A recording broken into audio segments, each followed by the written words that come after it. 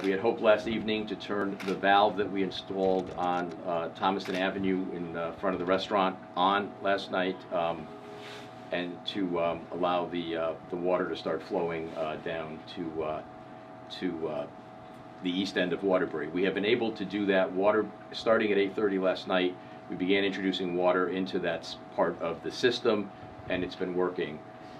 Because the system has been empty for several days because of the cold temperatures, we are putting the water in a very controlled fashion at this point, because we want to make sure that we don't blow out the any lines that are that have been empty. So as we start, if we put all the pressure in all at once, we would run the risk of having other breaks along the way. If we do it in a more controlled fashion, we're more likely to get the system filled with water without any significant problems. Some people are starting to see water now.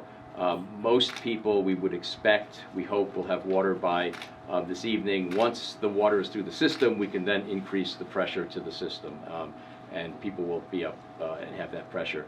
In the meantime, we are also, as we indicated, going to convert the 12-inch bypass on the gravity line to an 18-inch bypass on the gravity line, which will take the folks who currently have water but not great pressure, they will all get much better pressure. And particularly for St. Mary's Hospital, they will now be able to get sufficient water out of the water system, and they will no longer have to rely on the tanker truck and the pumpers, and so they'll be able to get water throughout the entire facility once we do that. And that should happen without any interruption of service at this point. One of the reasons that we're going through this today, and we went through the same problem back in the fall, is because within the system, when there's a leak, we have not been able to isolate it as sufficiently as we should be able to.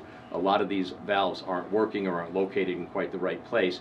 Had we had a valve located anywhere in the area where we put the new valve in on Sunday, this would not have been a problem. We would not have shut down the system to isolate where the leak was. So rather than waiting for the capital project in the next fiscal year, as soon as we get this all stabilized here, I'm going to sit down together with the water department folks and our financial folks, and we are going to make sure that we have identified the 10 key points and that those are the key points.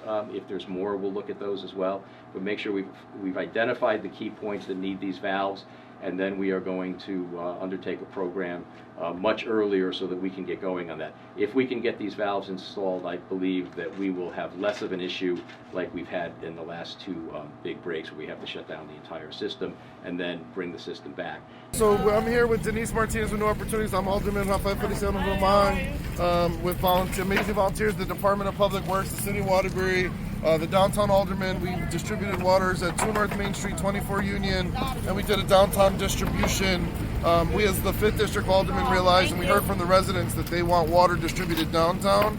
And so we're grateful to the Mayor's Office and Allie and Bones of an Angel's here with us as well. So we are here distributing waters to 24 Union Street. And we're just going floor by floor with the building super, right? Manager. Yes. My grandmother lives in this building. She's also helping me out as well.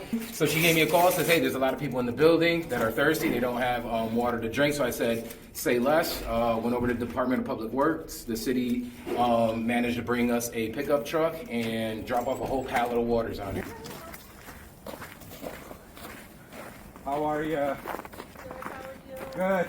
Sorry for the delay. I know I promised you. It's horrible. I mean, I can't do dishes, can't flush the toilet, can't shower. I mean, I'm using baby wipes. And, you know. I've been doing this since Saturday, about 15 hours a day or so, and just delivering to folks, the elderly, the disabled, those without vehicles, those that cannot make it to a distribution center. We started out of my trunk of the car on Saturday, then I realized that I needed to escalate the effort. So we ended up using my real estate box truck. I mean, it's hard because the other ones are kids. So it's like washing them up, trying to make sure everything's okay, the whole point of flushing. So it's really difficult because I have to wash them up just to let the water, you know what I'm saying, last longer. I mean, they sit there and they like it. They don't like the water. My daughter has jokes telling me I should have paid my water bill. Yeah. All right, let me take a step here. It gets kind of slippery with this ice and snow. I appreciate it. You got it, right? Yes. You're not going to drop it on my toes? No, I got it. One person almost did, that's why. Okay. Yeah. I appreciate it, though. Thank you. All right, you're welcome.